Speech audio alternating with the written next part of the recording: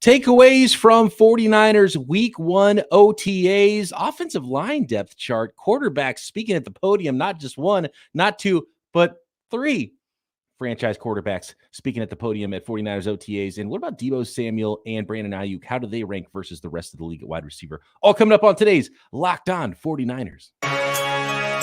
You are Locked On 49ers, your daily San Francisco 49ers podcast, part of the Locked On Podcast Network. Your team every day.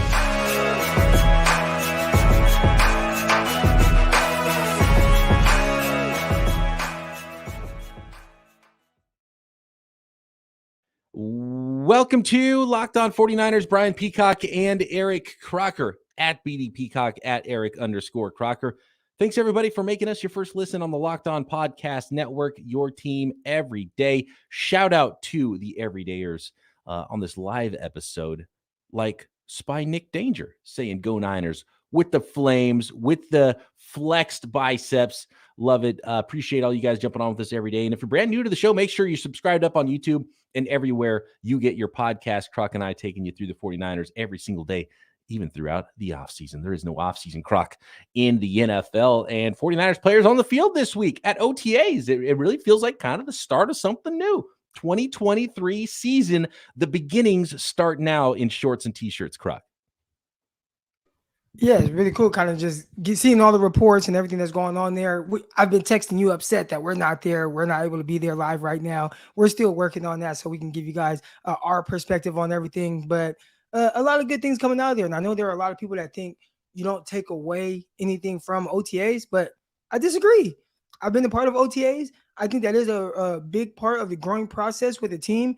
The highs of OTAs don't necessarily mean someone's going to have a spectacular season, but you're working on things. You're working on building continuity. You're working on getting some type of rhythm. And then you want to kind of keep that momentum going into training camp, into preseason, and to the regular season. So I think right now is the first step to the 49ers, hopefully hoisting that Lombardi at the end of the 2023 season. And you do get excited because it's the first time you're seeing the new group on the field together, the new rookies, the new free agent signings. But you can't take too much away from this. And, you know, I talk often about this on the podcast when we get through summer and we get into training camp and sort of the play-by-play and like stats from training camp. And it means even less in OTAs. And these guys are going through it for the most part at sort of walk through speed and 75% speed and, you know, trying to figure things out, installing some base stuff is what's going on at OTAs right now, except for Christian McCaffrey, who apparently is going like 100 miles an hour, like 100% through everything. And really the only star player that was at practice and on the field and working out with the 49ers this week. So I love that from McCaffrey. And obviously he's a lifer, right? He just feels like that guy that he's all about ball all day, every day, and setting the tone for the 49ers 2023 season in his first full season with the 49ers. So I love that. Again, there are a lot of people that are going to try to downplay OTAs, but to me, it was always very serious. And maybe because I was a bottom of the roster type of guy, but that is a time where guys are going hard. Like, I don't remember being out there for OTAs and the guy getting beat and then being like, oh, I don't care because it's just OTAs. Like, no, I mean, I saw Antonio Cromartie fighting people. Like, it was very serious. So, again, it doesn't mean a lot in the sense of you're going to be great because you're starting off well. But, no, this is the time to get better. And I love that about Christian McCaffrey, right? Like, OTAs in general, you know, you have the different phases. Right now, you got the phase where you're on the field. But it's a ramp-up period to get your body prepared for a season. So, when you see some guys that aren't there, and some guys you can trust, some guys you just kind of can't. And right now, you see Christian McCaffrey, he's doing everything to prepare his body for this season. He's not going to have acid. He's going to go all out and really prepare for that. When you look at other guys, I'm like, Deebo, Samuel, whatever you've been doing so far, it hasn't been great. It hasn't been great. So maybe you should be there with everybody really preparing. I know people like to do their own thing, but the OTAs it's a legit opportunity to really ramp up and get your body prepared for what's coming. And they do it in phases. I think they do a really good job of that. And some guys, they do their own thing. How hard are you going in the sense of just the weight room, your conditioning, you know, your agility things, you know, are you putting in that type of work away from the team? And I think some guys you can. Nick Bosa, you don't worry about him. Other guys, you've seen a lot of injuries, and you can ask yourself, why does this guy consistently get injured? Oh, or he's not doing XYZ. I love it. Craig in the chat says McCaffrey probably gets mad when he doesn't take it to the house during OTAs. Great veteran presence. And Rick says he's showing what the culture is to all the young guys. Look, Christian McCaffrey, I think that's why Kyle Shanahan likes him so much. They kind of came up both in that Broncos area with Ed McCaffrey, Christian McCaffrey's father, obviously the connection to both the Shanahans and the McCaffreys, but they're both kind of old school in that way. And McCaffrey learned from his father, who learned from the GOAT, Jerry Rice, right? Like talk about a tone setter. Jerry Rice literally took everything to the house every single practice when he caught a ball. It was to the house every single time. And I love it. Old school mentality and setting the tone for the youngsters at 49ers OTAs. But at the same time, I almost think the 49ers might need to say, okay, Christian, that was pretty cool. Why don't you take a break next week during OTAs? Because you might need to play 20 weeks of NFL running back, which is not easy to do. But you got to prepare your body for that. That's right? true. So this is the part where, and again, he's been training. You see the workout videos and everything. I think he's someone that really takes care of his body. When you hear the throwback stories about his dad, Ed McCaffrey, and how he trained his boys, I mean, this is how he just prepared them. I mean, just to the meticulous details. I heard Christian McCaffrey say on game day, his dad wouldn't let him wear jeans because the jeans are too heavy and you're gonna like make your legs tired heading into the game that night. So I mean, we're talking about just a super extreme version of being raised a certain way and preparing that way. I think he's carried that mentality into his football career. Now he's been banged up as well, but I think maybe he's like, you know what, I got away from doing these things. Now I'm back on these things and I want to have a great season.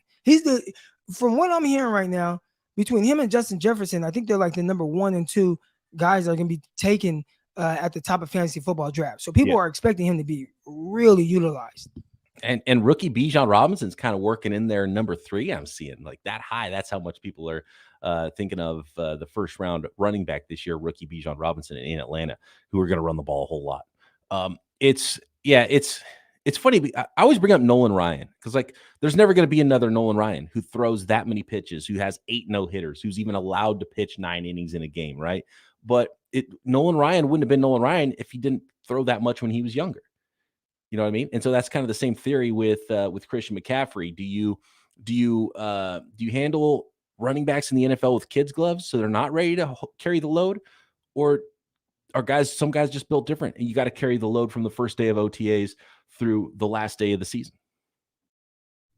You just got to prepare your body for it. And some guys can do it away. Some guys can't. I know for me personally, I did work very hard away from the facility, but even being there and just seeing the other guys and kind of, doing the things that are structured for you, the strength and conditioning programs are typically top notch. I know the 49ers fans would probably say, what? No, why so many injuries? And I don't know, but I do know this. These strength and conditioning coaches, they're really good at it and they bring them along the right way, and guys are getting stronger and you're competing in that weight room. At least I was. And, I get to work next to Antonio Cromartie for an entire, off season. And, to me, those things really help. So I really, if I was away, would I work as hard? I don't think so. That's why I own my own gym. I got a big gym. Nice is great. And I go to a box gym that's halfway across town every morning to go to the workout, because I know I won't push myself with that same type of intensity if I work out at my gym alone.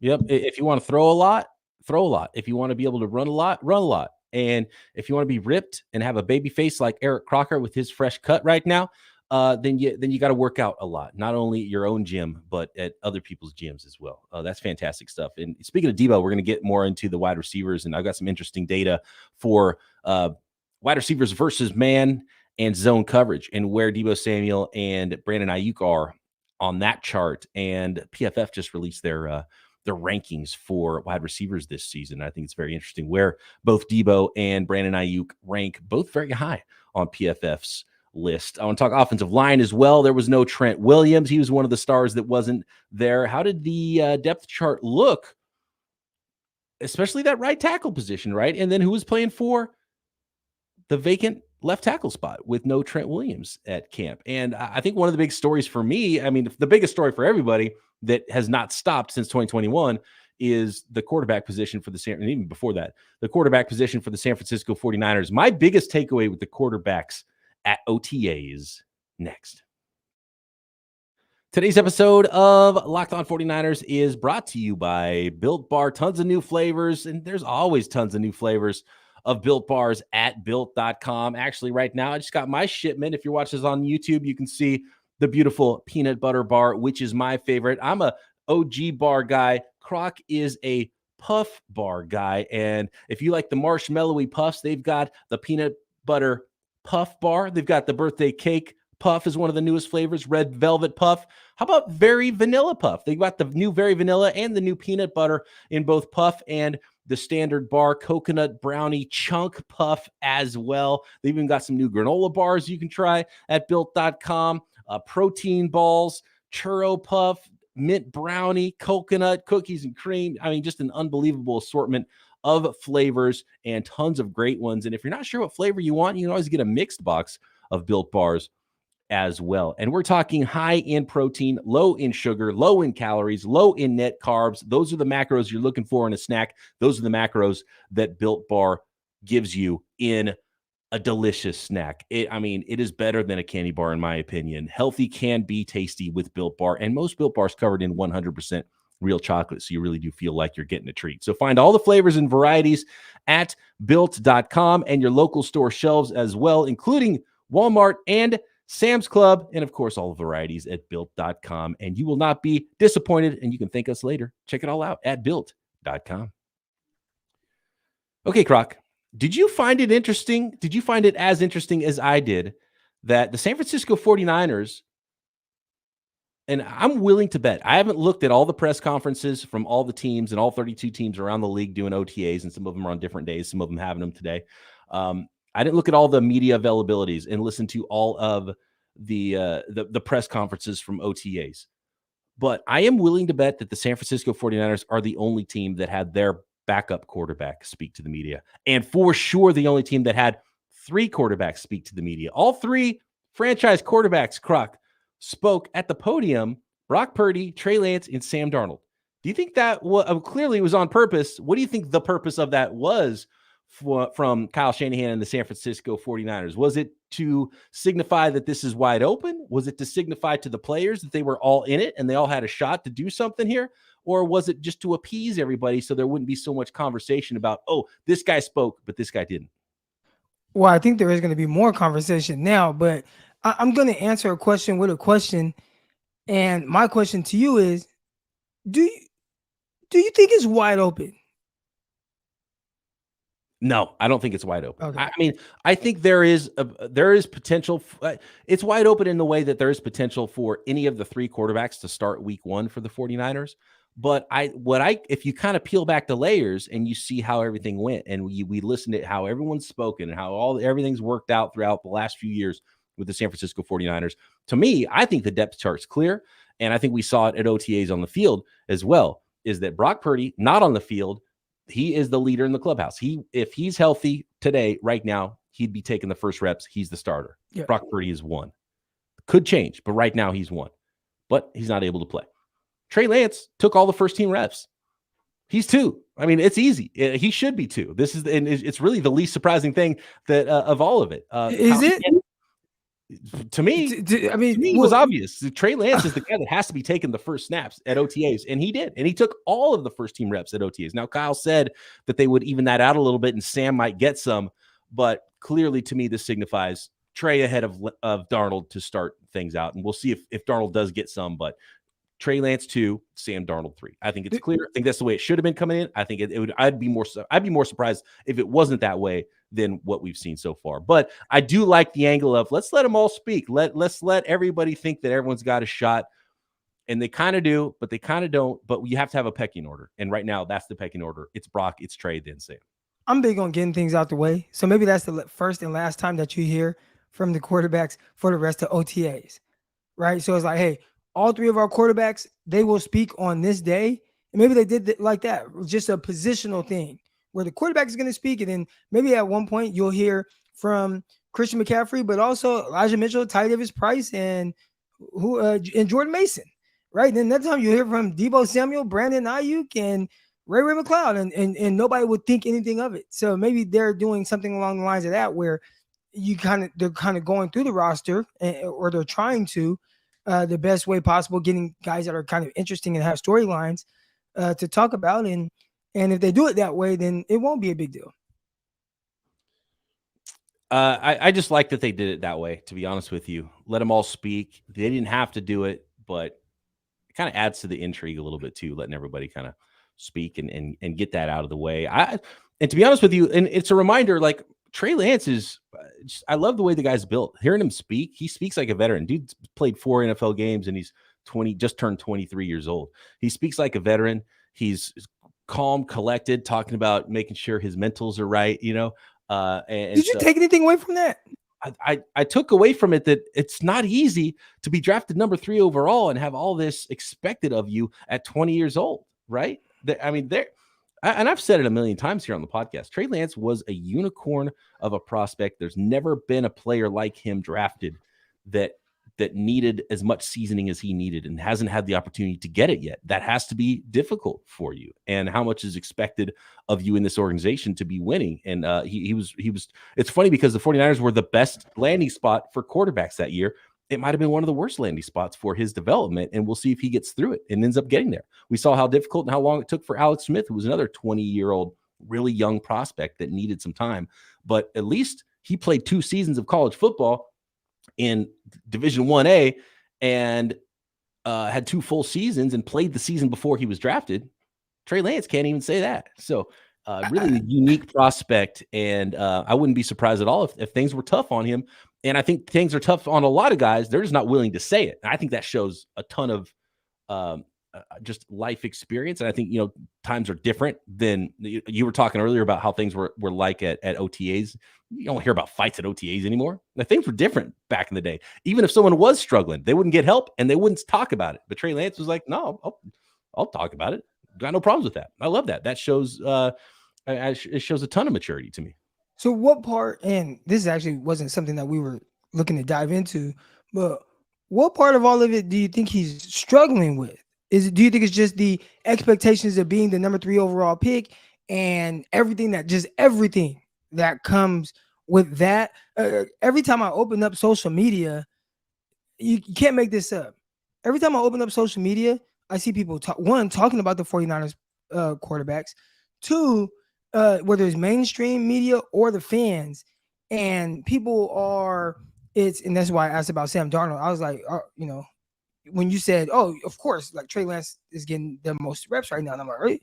Is it of course? Because every time I look on there, I see people talking about Sam Darnold and how much Kyle Shanahan loves him and that, he's going to beat out Trey Lance, right? And maybe not right now. That's not the case, but maybe down the line, it could very well be the case, whatever. But there's a lot that goes into it for Trey Lance and just the situation that he's been in. And you talked about him as a prospect being a unicorn. I think it's even more of a unicorn type situation that he's in right now between the 2 years with Jimmy Garoppolo on the roster, the broken ankle, then the Brock Purdy, Mr. Irrelevant 7th overall pick coming in. 7th round, last pick in the draft, playing as well as he did. It's just, I feel like you couldn't, if you wrote this in a movie, people would be like, there's no way that this is a real script. And then it is, but it's the reality for Trey Lance. And clearly a lot of it is just like, damn, like, why does this happen to me? Like, why am I going through this? Like, I'm supposed to be this guy that has all this talent and I just play and I get to learn like everybody else. And that just is not the case. I went to a team, all of a sudden they're like, hey, you're not ready because we're trying to win a Super Bowl. And they got this guy, Jimmy Garoppolo. Everybody loves him, the whole team. And then they hand the team over to me pretty much. I break my ankle. Then all of a sudden there's a Mr. Irrelevant guy. And it's like, why me? And that probably is hard to deal with. And he probably does have to talk to somebody about it because that's a unique situation. I don't even think you can go and talk to somebody else about it. Like, you can't talk to Sam Darnold about that. That was in Sam Darnold's situation. You can't talk to Jimmy Garoppolo about it. You can't. Who do you talk to about that with such high expectations? And then just the weird dynamics around how it's been between the quarterback's been there and what he needed. I mean, it's truly intriguing. And I think the part that's the wildest to me, I talked about opening up social media and just seeing people talking about Sam Darnold, but also how they talk about Trey Lance. And this fan base is definitely very split in the way that I hear them talk about it. There are people that really think you're I saw somebody use the word Trey-lusional. Like if you're rooting for Trey Lance, and then when I say rooting for him, I'm just rooting. I root for all players, but I'm rooting for his situation because I just think, damn, it's kind of wild. But I think people would label me a Trey-lusional. And how are you if you're Trey Lance and you get on social media and see that type of thing of just, hey man, I'm just a bust. You got to be mentally strong, of course, to play this game, but without even having the opportunity, that's got to be really tough. I'm sure it's difficult. And I also think that it's not as big of a deal. And the way he spoke about it is like, I'm good. I'm a genuinely positive person. It's not a big deal. But to me, it's part of, and I think it's just a different generation and wired differently. I think it's just part of him, just like he's working out physically, he's working himself out mentally. I think it might not be any more than that, but he's got a lot of reasons to be like that. We've seen a number of quarterbacks, NFL players, whoever it is, people in any walks of life, when they get that much pressure on them and things can really start to tear you down a little bit. Saw it during the pandemic with tons of people I know. That was a tough time for a lot of people. He rolls straight from pandemic into this situation. So much pressure on the young man, and you could see how that could wear on you a little bit. So I like that he's taking care of himself both physically and mentally. Talk offensive line next, and some really telling stats about Deebo Samuel and Brandon Aiyuk and where PFF ranks them amongst NFL wide receivers next. Thanks, everybody, for making Locked On 49ers your first listen every day here on the Locked On Podcast Network. Shout out to all the everydayers. We've still got more rookies to break down, deep dives on Bradley Beal, some of the undrafted free agents for the 49ers, of course, taking you through OTAs, training camp, and getting you ready for the regular season every single day here on Locked On 49ers. Make sure you're subscribed up on YouTube everywhere you get your podcasts, and subscribe up as well to the Peacock and Williamson NFL show. Myself and former NFL scout Matt Williamson covering the entire league daily on the Locked On Podcast Network. So I don't think it's a huge deal, but I think it's interesting that we talk about, and look, again, I don't want to break down too much of what happened on the field. This guy looked good. This guy didn't look good. It's a day of reports from OTAs. You and I, Croc, weren't there to see all of it, but the depth chart on the offensive line is interesting. And of course, the 49ers last year did a great job on the O-line. Shout out to Chris Forrester, the 49ers offensive line coach. It was one of the weaknesses going into the season where you worried, okay, what's this line going to look like? It's potential that this could be not great for the 49ers, and it could not go well. And it went pretty well considering for the 49ers with all the changeover and all the young players on the offensive line. Now losing Mike McGlinchey in free agency, he signs a big money deal with the Denver Broncos.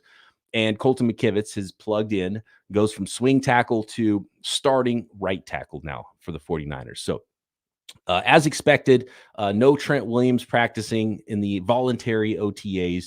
So in place of Trent Williams at left tackle, Croc, it wasn't veteran offensive lineman Matt Pryor that was signed in free agency. It is third year offensive lineman Jalen Moore was lined up at left tackle in place of Trent Williams. And then it was Aaron Banks. It was Spencer Burford at right guard. It was Colton McKivitz at right tackle. And it was Jake Brendel at center, as expected. And it's looking like when you look at the second unit, so then Matt Pryor comes in. He's the backup right tackle. And you have Jalen Moore, who was the third team right tackle, going from left to right side, playing a little bit of both. John Feliciano looks like he's probably this year's Daniel Brunskill, who played left guard with the second team, then played right guard. Or I'm sorry, he played left guard with the second team.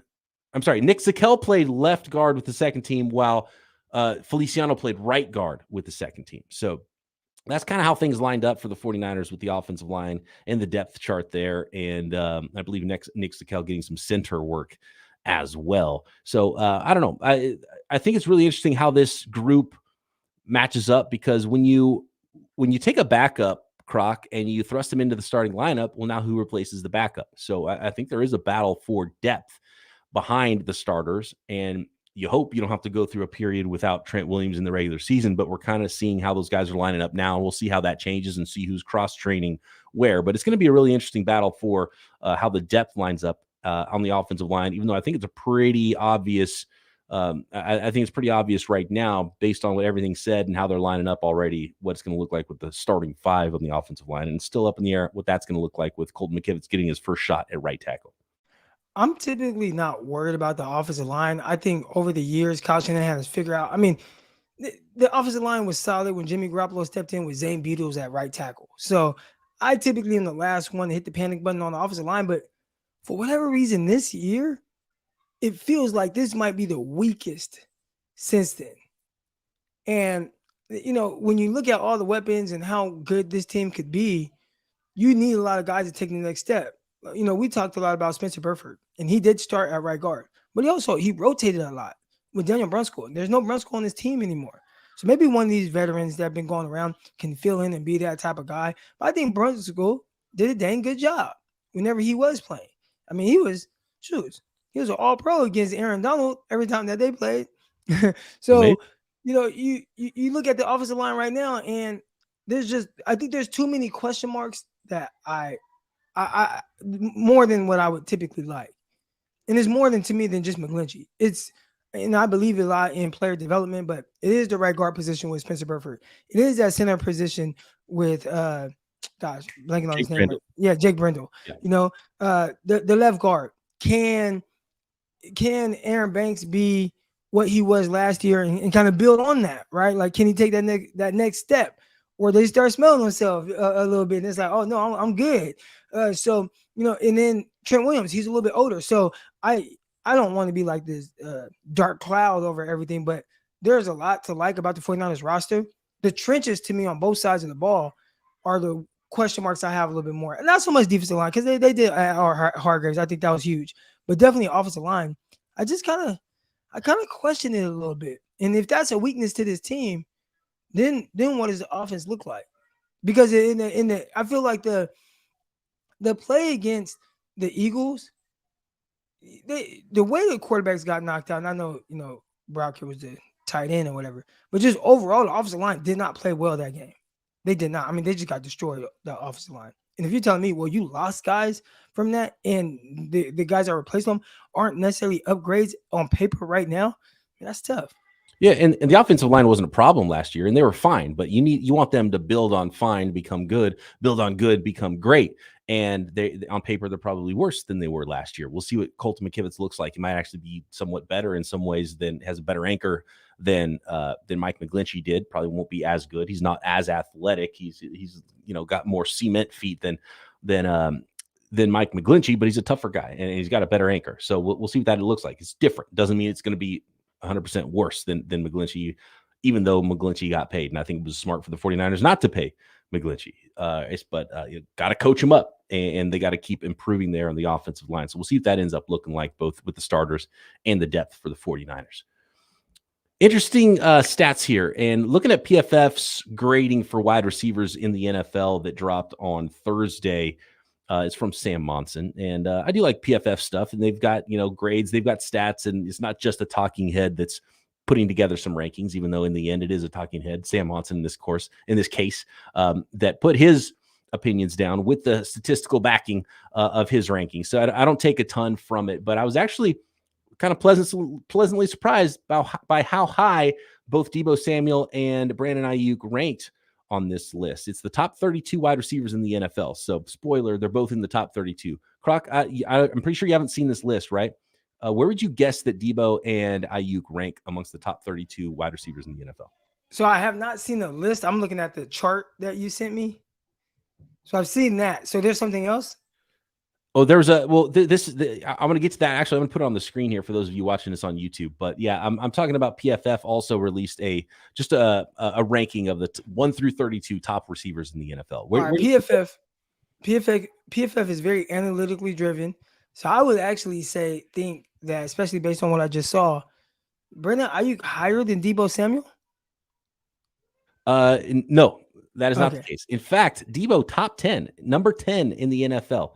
And basically, it's because of how unique he is, and it's hard to factor his running ability and after the catch ability when you look at some of the other metrics that most wide receivers are graded by and broken down by. And some of the numbers here for Deebo Samuel, He averages 2.29 yards per route run and has caught 43.4% of his contested targets, which is pretty good for wide receivers in the NFL, despite him being sort of a unique wide receiver. He's broken 128 tackles on 223 catches, and this is since 2019, which happens to be Deebo Samuel's rookie year. And that's before you talk about the threat that he poses as a rusher. He's one of the most dynamic threats in the game. So that's what Sam Monson had to say about Deebo Samuel being the 10th. And then Brandon Aiyuk came in at 20th on the list, and he was in that group with just behind T. Higgins, Devontae Smith, and Jalen Waddle, sort of like the best wide receiver twos in the NFL. And he goes on to say, Brandon Aiyuk generates a 109.1 quarterback rating when he is targeted, despite the real lack of stability at the 49ers quarterback position. So that's what Sam Monson has to say about him. But I just thought that was interesting. And when you pair that with this data of the 49 or of wide receivers in the NFL versus man and versus zone coverage since 2019 is super interesting here. So I want to bring this up on the screen here and share the screen. And I don't think it should be any shock, Croc, to the listeners out there that Deebo's a lot better versus zone coverage than he is versus man, and Brandon Aiyuk's better at man coverage versus man coverage than Deebo Samuel is. Right. And, it's interesting with Deebo Samuel because I think he has the ability to win just as much against man coverage as anybody else, but he's made it almost a focal point for that to not be a part of his game. And I always thought that was a little weird because you watch him coming out. Deebo Samuel was this really quick, light on his feet, shifty receiver. And when I was evaluating him coming out and I had him as kind of 2A, 2B with A.J. Brown, it was as a pure receiver. Like all the things that I like to see receivers do, like Deebo did all those things at a high level. And I feel like each year that passes, he kind of moves further and further away from it and has turned into more of a guy that's just like, I'm going to win a little bit with positioning, and then I'm just going to outrun people because I'm this freak athlete. And he's relied on that a lot. When in terms of like the separation, where he's not great in the separation department, I think if he truly focused in on it for an offseason, he adds that to his game, we'd see an even better version of Deebo Samuel, which is very scary because obviously you see him being a top 10 receiver already. Just imagine if he added that to his game. But I don't think that's been the focal point of his training. I totally agree there. I absolutely agree. And we talked about Deebo not being there. Hopefully he's doing some, conditioning. Like I want to see Deebo at that svelte draft weight or closer to the draft weight than maybe a little bit thick. Like, because he doesn't need more tackle breaking power in his game. He needs as much quicks and speed, in my opinion, as possible. He needs to understand how, change of pace, being able to get guys going upfield more. Again, the things that he did early. If you watch rookie year Deebo Samuel and how he's winning, of course, you're going to see a lot of slants.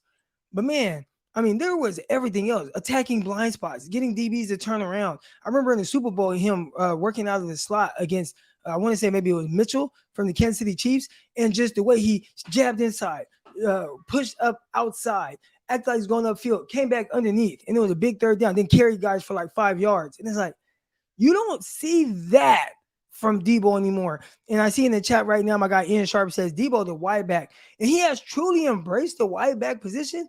But man, I feel like almost to a fault. Because even in college, essentially, he was a wide back there. They were putting him in motion, handing the ball off to him. He was running. He did all those things as well as be that pure receiver. So I would like to see him work on the top of his routes, work on getting in and out of his breaks there, working back to the ball, like catch the ball away from your bike, like all the things that you've seen other receivers do. And I don't know what he's doing. Maybe he is doing these things. But when you watch him play, it doesn't feel like it. And then when you hear him say, and I'll never forget this, and maybe I'm looking too much into it, but he said, hey, I don't watch these other guys. I don't watch Cooper Kupp, Devontae Adams. They're not like me, and they don't do the things I do, so I don't watch them. I'm like, man, you can always take something from somebody's game, and he could just be that much better. So top 10 receiver, and I feel like he's putting a cap on himself. I totally agree, and I think the separation numbers show that here. And I don't know if you guys can see it if you're on YouTube here, but down here in the bottom left is Deebo Samuel. He's above average in yards per route run, which is about 1.6, 1.7 or so.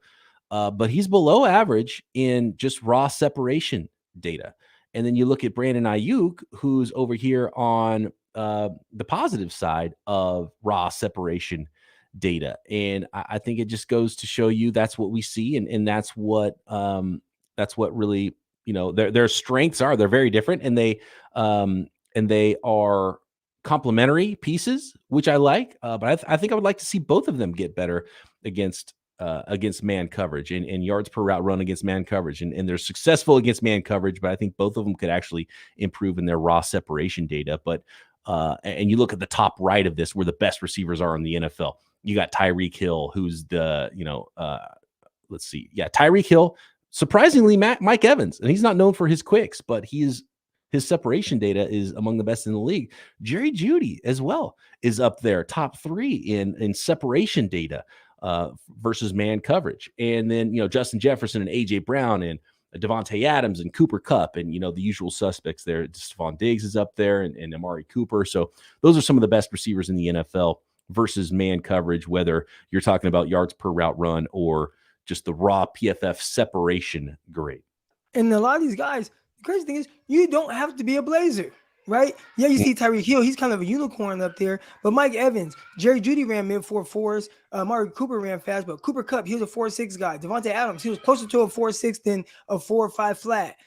Michael Thomas at the combine, he didn't run very fast like that. AJ Brown, he was hovering around 4.5. So these guys that are like up there at one of the top in the separation department, they just understand how to like use leverage of the defensive back to free themselves up to create that type of separation. They do a terrific job of that. And that's why I would love to see the 49ers do a little bit more of from their receivers. But maybe it's the offense. Maybe that's what it is. Maybe they would, if I'm sitting down chopping it up with them, maybe they would say, well, Croc, the way Kyle wants us to run our routes, we don't have as much freedom as some of these guys that are in more of a straight drop back type of offense. And I think the data does show that as well, because both receivers climb versus zone coverage. And in fact, Deebo Samuel's top 4 in the NFL in yards per route run versus zone coverage. He's up here in the top left quadrant now, kind of by himself, and just behind only Devontae Adams, Justin Jefferson, and AJ Brown, who, by the way, are great against zone and man coverage. And that's why I want to see Deebo up there with those guys against man coverage as well, because now you're talking about a different echelon of wide receiver, and that's even taking the wide back stuff out of it. But yards per route run against zone coverage, Deebo Samuel, top 5 in the NFL, and Brandon Aiyuk is up there as well amongst the top and over 2 yards per route run. And it's funny because zone, is taking over the NFL in a lot of ways, and you're seeing a lot of these guys that are better against zone than against man coverage, which is really interesting. And then as far as separation grade, again, Brandon Aiyuk is the above average separation, and Deebo Samuel below average separator versus both zone and man coverage. And I think part of that also is maybe a little bit more attention put his way too. So, there's a lot that goes into this data, and any data set you look at, you can kind of twist it and make it tell a story. But I think this zone versus man really does tell a story. Yeah, it does. It tells a story that, I don't know, it could be Kyle. And we've talked about the 49ers drop back passing offense, and that kind of lacks a little bit.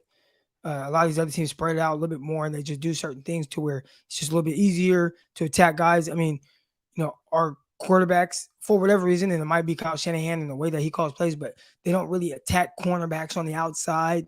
So I think there's a lot of growth in this offense, and maybe Kyle would say, well, if I just could count on having the same quarterback year to year, then I wouldn't have that issue. I can build in some of these things, but every year I'm starting over from scratch, from square one with a new quarterback. And maybe that makes it a little bit more difficult.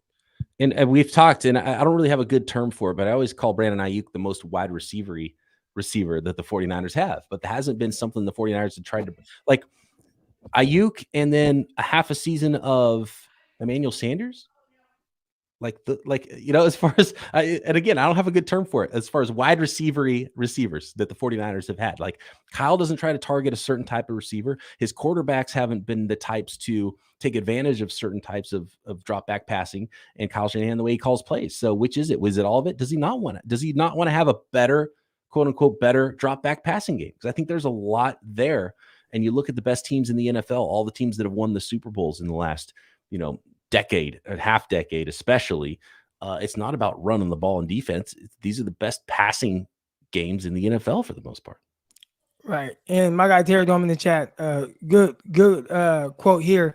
It's more important to get in and out of your breaks at 4.6 than it is to run a 4.3 straight 4 at a wide receiver as a wide receiver in the NFL. And I guess Michael Irvin said that. And my pushback on that would be, well, why is it that the fastest receivers aren't typically the best receivers in the NFL? So yeah, you could say that, but I think it is still something that is needed, and that's what makes Tyreek Hill so great, because Tyreek Hill can do both. But right now, when you look at the top receivers in the league, well, there's only one Tyreek Hill in the sense of a guy that runs that 4.3 type speed, and then he's still listed as one of the top receivers. Everybody else are guys that are running maybe low 4.4s, but you see a lot of guys hovering around that 4.5 range, and they got to do that. But they've been the best receivers in the league. So I would say the 4.3 guys need to take a page out of the 4.6 guys book and be able to work more top of the routes, like we've seen Tyreek Hill do. And Tyreek Hill, he worked a lot with our guy, Coach Keith Dub Williams. Shout out to Keith Dub. Prior to Tokay Tigers, you feel me? We went to the same high school, Stockton, California. Let's go. But you need to still work on some of those things, and it definitely will help. Overall, you be a better receiver. And again, whether you run a 4.3, and I think Deebo kind of relies on the opposite of that, where it's just like, I'm just a really good athlete. So at the end of the day, I'm just going to win somehow, some way, as opposed to being like, well, you kind of make it a little bit harder on yourself because you don't work on these things in the offseason. But again, I don't know what he's working on. Maybe he is, but the numbers don't say that he is. And I think maybe in some ways the wide back thing changed the way last year that the 49ers looked at their offense, where now with Christian McCaffrey, maybe they can get back to, Deebo Samuel being like, well, wait, I am a wide receiver first. And the wide back thing sometimes, and we can have fun with that, but I need to be the best wide receiver I can. I need to be the best I can at the top of my routes. And I hope that has been the focus for Deebo Samuel this offseason, because I think there's still a lot more there, whether it's the development of Trey Lance or it's year 2 healthy Brock Purdy in that drop back passing game. I'm still looking for more there from Kyle Shanahan's drop back passing offense. Yep. Especially with terrific players, man. Deebo Samuel is a special receiver. Especially somebody on Twitter said that he was like the most overrated receiver in the NFL, because, and he kept saying the way he was wording it, I'm like, dude, you're kind of downplaying the year he had. He's like, oh, he's at 1 year with over 1,000 yards of all-purpose yards. And I'm like, well, he's a lot closer. You're talking about Aiyuk? No, he's talking about Deebo Samuel. Oh, Deebo. Okay. Well, he's same receiver Aiyuk, yeah. Well, but he's like, okay, you say 1,000 yards, bro. He had like 1,800 yards. Yeah. So you can't say, oh, well, he's only had 1 year of 1,000. And I get what you're saying, but it's like, bro, he had 1,400 receiving yards, and then another 3+ almost 400 yards rushing and 14. Like, it was a great year. His biggest issue is health, and again, he can be even better, more consistently by working on other aspects of his game and be like more of a true elite receiver. Because right now it's just like, well, super talented defenses. I'm pretty sure they're scared of him anytime he touches the ball. And I'm like, man, I think there's even more. I think there's more in Deebo. And even if there's not more, he's still so unique. It's harder to replace, I think, what he can do than even what Brandon Aiyuk can do. Because I know a lot of people want to put Brandon Aiyuk in front of Deebo Samuel because of the wide receiver-y stuff that we talked about there. And I think Brandon Aiyuk is really good and in some ways underrated around the league. And I'd love to see his development, because even Kyle Shanahan didn't even like him that much for the first 2 years, right? And he really broke out in year 3, as Deebo Samuel did in year 3. But now seeing him in year 4 and 5 now, respectively. Is it year 5 now for Deebo? Yep. Yeah, it is. Dang. Okay. New money. New money. Yeah, he's got that new money coming in. So, I'm excited. I want more. Like, maybe I'm being greedy because the 49ers want to run the ball. They want to play defense. I kind of want more from the drop back passing game. And that's why, there's so much focus. I think the 49ers fans are with us, Croc, because that's why there's so much focus on this quarterback situation. Because if it's just paint by numbers and you need a quarterback to hand it off all day and throw 5-yard routes, then I guess it doesn't matter who your quarterback is, but I want more. Greedy. I'm greedy, Croc. This is greedy season in 2023. Let's go. Let's light this league on fire, offensively and defensively. Pass game, run game. Go get number 6. What do you think, Croc? Quest for 6. They need to bring the hashtag back. Let's go, baby. Yeah, you know what? We need to start talking about Quest for 7. How about that? Oh yeah, Hashtag quest for 7. Let's go. All right. More to come every single day right here on Locked On 49ers. Thanks so much, everybody, for jumping in on the live chat. Thanks, everybody, for making us your first listen every day. Croc and I am back Monday right here, Locked On 49ers.